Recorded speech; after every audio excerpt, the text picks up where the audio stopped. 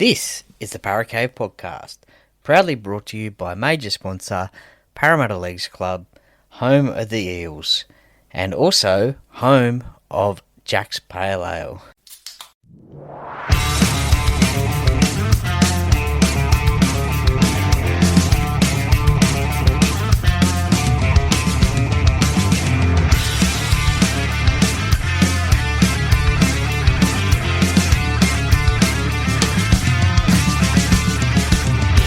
Welcome to another episode of the Paracave Podcast. And now over to your host, Troy Warner, broadcasting live from the world-famous Paracave.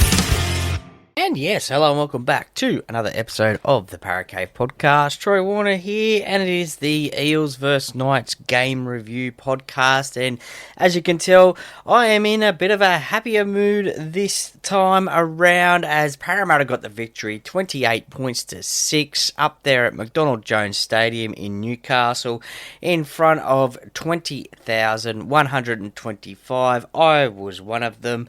What a great night it was. Thank you to the Parramatta Eels for putting on the members and fans event at the Thirsty Messiah. It was a great event there, so I thoroughly recommend next year, if you get the opportunity to get up to Newcastle for the game, to turn to that event and meet other Parramatta fans, some Eels legends as well, and talk Parramatta footy, have some drinks, have some food. It was a great event, so thank you once again for putting that one on. But that was before the game, and look to the game, and wow, great to get a victory, great to score some points as well. Disappointing, I guess, to let the late try in for Newcastle. It would have been good to keep them to 0, but nevertheless, to win 28 points to 6 was a great victory. It was 5 tries to 1.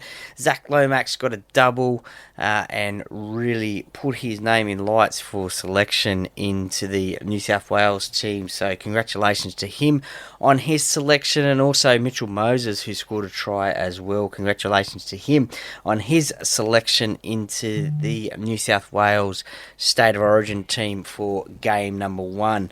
Not like it was not going to be chosen that way anyway, but they still had to prove themselves in this game, especially Zach, I guess, having just that one game against Newcastle before the team was selected. Mitch had been back for a few weeks now, and look, he probably was going to be selected anyway. He was the man, pretty much the man in the series last year, but was certainly man of the match in game number 2, I think it was, down in Melbourne, and led a starring part in game number 3, scoring that great try. But that's representative football. Let's get back to Clubland. And speaking of tries, congratulations to Jordan Samrani for scoring his first NRL try in the 66th minute. Congratulations to him. He has been one of the better players I have felt over the last few weeks for the Parramatta Eels. Look, he just got outside of his man, and it was a great pass from Mitchell Moses, and big, tall, fast running line, and got the try. And look, all his teammates are very happy that he scored his first try in the NRL as well. So, look, as I said, he's been one of the better players. Played 31 minutes on the weekend, and I would assume slowly but surely he may end up getting a little bit more game time throughout this season in games, that is for sure. Now that it's after round 11, he will be selected each and every week, so I would think so anyway.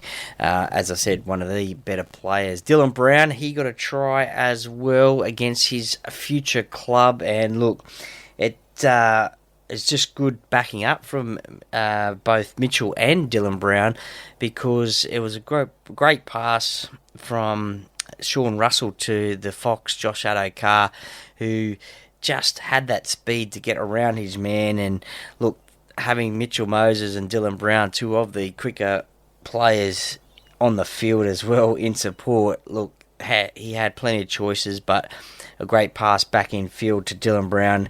He got a try as well in front of his future fans up there in Newcastle. But I thought Dylan had a pretty good game as well. He did a kick for Mitchell Moses' first try, the first try of the game in the 10th minute. And it was pretty good effort from not only Brown, but a good pinpoint kick from him into the in goal, but also Mitchell Moses competing for the footy. And I guess you could say he's probably not known as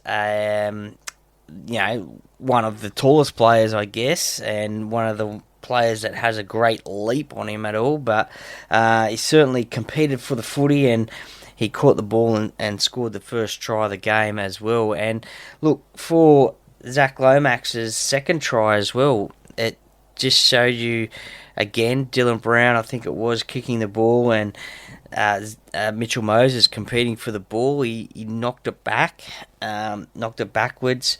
Will Penasini, who has come under a little bit of pressure this season, probably hasn't had the best season that he thought he would have, but certainly he hasn't been playing bad football, just not the Will Penasini we know of old, but certainly in this game as well, he had a pretty reasonable game, threw a couple of good passes that led to tries as well, and that was the case in this Zach Lomax second try.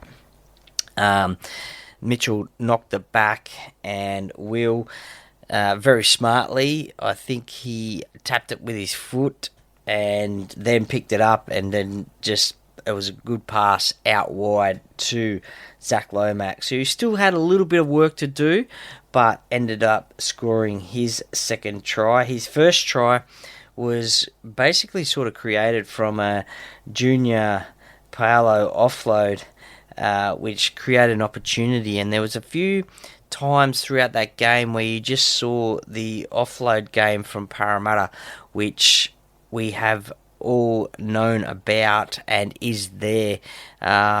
We probably haven't seen it this much this season, but certainly on the Friday night it was evident that the offload game was there, and it created some opportunities. Didn't necessarily always lead to tries, but certainly led to some runs going down the field and getting some metres for these plays. But this try, the first Zach Lomax try, was an offload from Junior Paolo. He created the opportunity out wide for Penasini, and that man Penasini again, once he passed it out to Zach Lomax, who again had a little bit of work to do but got the ball down in the corner. Unfortunately, Zach Lomax's kicking boots weren't on. He missed a couple of opportunities to convert tries. Nevertheless, they were hard kicks from the sideline. Still kicked 4 goals. So the score could have been even higher, but nevertheless, it was his first game back, and look, he's still a great goal kicker anyway. But look, as I mentioned, Jordan Samrani, just quickly, 31 minutes, 7 runs, 83 metres, 17 tackles, but 100% accuracy. How good is that one? That was it for the tries that were played throughout the game. And look, it was good to see Parramatta throw the football around as well. Pinpoint kicks, so only a couple of tries from kicks, but the others throwing the football around and creating space for their speed men, especially Josh Adokar. For a couple of seasons, I guess Parramatta haven't had that speed on the wing, so if you've got it there, why not use it? And certainly Parramatta tried to use it, and they used it pretty efficiently on Friday night, and something that they will look forward to using again each and every week, because if you have it in the side, why not use it? And as I said, Parramatta probably haven't had that speed in their side on the wings for a couple of seasons there. Parramatta have had the big Mike Acevo on the wing, who obviously he wasn't that fast, but he was big and powerful, and could score tries close to the line. We never really saw him out in open space, but when we see Josh Adokar out in open space, geez, he takes off. And look, he probably would have been the forgotten man, I guess, for State of Origin selection. He hasn't played Origin for a couple of seasons now, but I didn't really hear his name in conversations, to be honest, but what he has brought to the Parramatta Eels this season from Canterbury has been really good. Apparently, all the players love having him around. He is great for the culture at Parramatta. Just brings a lot of energy, very positive, and look, it is showing in his football. He has been one of the Eels' best in the last few games, that is for sure, and I think it'd be foolish for Parramatta not to take up their option and have him contracted for next season, and also contract him for beyond next season as well, because I think it's just what Parramatta have been wanting to have on the wings is nice, fast wingers, and just we haven't had that over the last few years. But it's not only that, it's what the off-field as well. Apparently at training, he brings a really good buzz around the joint as well. Trains hard, is great for the young players as well. Bit of a leader at the club as well. So, look, hoping he will definitely be playing much more footy moving forward for the Parramatta Eels in seasons to come. And now to some of the team stats from the game. As you know, I love my stats. Stats are great, very fun to dig into. But the team stats, Parramatta had 55% of the possession, Newcastle 45%, which translated into 31 minutes for the Parramatta Eels, 25 for the Newcastle Knights. Completion rate, 69% for the Newcastle Knights, 77 for the Parramatta Eels, having completed 35 sets out of 45. Now, for errors and the like, it was basically 15 errors from Parramatta to Newcastle's 14. Penalties conceded 5 to the Eels, 3 to Newcastle. Newcastle did have one sin binning as well. Missed tackles, that is a big one for the Newcastle Knights, 49 compared to Parramatta's 22. That is a big concern. And speaking of missed tackles, Jack Williams, what a game he had. Probably, or definitely his best game in the blue and gold of Parramatta. But some are even saying potentially his best game in the NRL, having previously played at the Cronulla Sharks. But certainly he had a wow of a game. There was a point there where he, there was a point there where he made a break. He put some steps on. It was about a 30, potentially 40-metre break, I think. It was absolutely ridiculous, but 34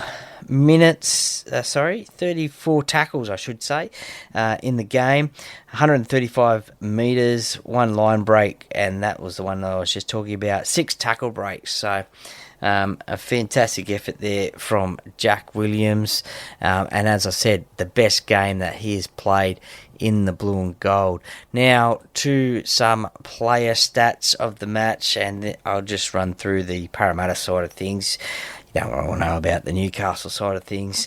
As terms of run metres, well, Zach Lomax, he led the way, 30 runs, 271 metres. Penasini, 14 runs, 179 metres. The Fox, Josh Addo-Carr, 16 runs, 167 metres. Isaiah Iongi, who played pretty well, I thought, in this game, as he has all season. It was a little bit quiet, I thought, in this game, but just did his job. 19 runs, 147 metres. Junior Paolo, 15 runs, 133 metres. Very impressed with Junior on the weekend. He looked like he wanted to be there and looked like he really wanted to make an impact. As I said before, the offload game from himself was evident, and that's what we've known Junior to do across the past as well. The tackle department, Riley Smith, no surprises there, 38 tackles. Kitione Kautonga, 36. And look, he's getting through pretty much a lot of work these days, and impressive as well. Played the entire 80 minutes, as he has done most weeks. 14 runs, 121 metres as well, running-wise. But look, only the one missed tackle as well. So a great effort from him as well. And I think he'll be selected for the next few weeks as well. It's still very raw, but he is getting there. Does have the odd mistake in his game, but he is getting there as well. So I think he will only improve, definitely. Jermaine Hopgood, 35 tackles, and as I mentioned, Jack Williams, 34 tackles. So look, a very pleasing result for the Parramatta Eels. Fortunately for them, they now skip up one spot thanks to the Canberra Raiders defeating the Gold Coast Titans by a fair result yesterday. Only 1 point difference in for and against for the Eels and Titans. Nevertheless, it is still up one spot to 16th for Parramatta. The team they played, Newcastle, they are in 15th spot as well, just above them there. But there is a few sides there on 8 points, and the Panthers on 9 points in 13th spot. So it is still a pretty congested ladder when you look at it down the bottom there, even though the top of the table is the Bulldogs are way out in front. But that bottom point of the ladder, a few of those teams have a bye now. Parramatta, they take on arch rivals Manly at CommBank Stadium on Friday night, 8 p.m. I will be there. The old rivals, it'll be a big test for Parramatta, that is for sure, without Zach Lomax and Mitchell Moses not being in the side. Manly, they will be without Daly Cherry Evans and also Jake Travojevic, who is under concussion protocols. Tommy Turbo, he doesn't look too comfortable at the moment with that knee injury of his, but he will be playing against Parramatta. So more of that in the game day preview coming up later on in the week. But as for now, Parramatta in 16th spot above the Titans, who are currently last. They have the bye this weekend, so Newcastle play Penrith. So it's going to be an interesting round coming up this weekend, a shortened round, but more of that in the tipping podcast that will come out soon as well. But look, really happy with the result, and look, it's only going to give Parramatta, the players, their confidence going into this Friday night's game against Manly. But it was a game that they probably knew that they could win. I think it's something like 8 out of 9 past games against the Knights that they have won. So potentially Parramatta are becoming a bit of a bogey side for Newcastle, which isn't a bad thing, I guess. Definitely not for Parramatta. Definitely for Newcastle. But Yeah, so they will go into confidence into next week against Manly, and also the next time they play against Newcastle, obviously. But look, very happy to get the win. It certainly kicked off the weekend. It's always good to get a win on the first game of the weekend, and then you can enjoy the rest of the rugby league that is being played, and knowing that your team has won. So thank you very much for listening to this podcast, this game review podcast. I really appreciate it. Really appreciate the support. If you can follow me on Instagram and Facebook as well, Apple and Spotify, you will never miss a podcast being dropped. I appreciate all those people that have already. It means a lot to me, so thank you very much for that. I will be back during the week, obviously, with the tipping podcast, the NRL round review podcast, also a game preview podcast, Parramatta and Manly, as well. So stick around for that. Plenty coming your way. The Para Cave podcast, by the fan, for the fans. Go Para! How you going, mate? Are you a Para Cave podcast listener? I am, bro. It's a great podcast. Everyone tune in. Go Para.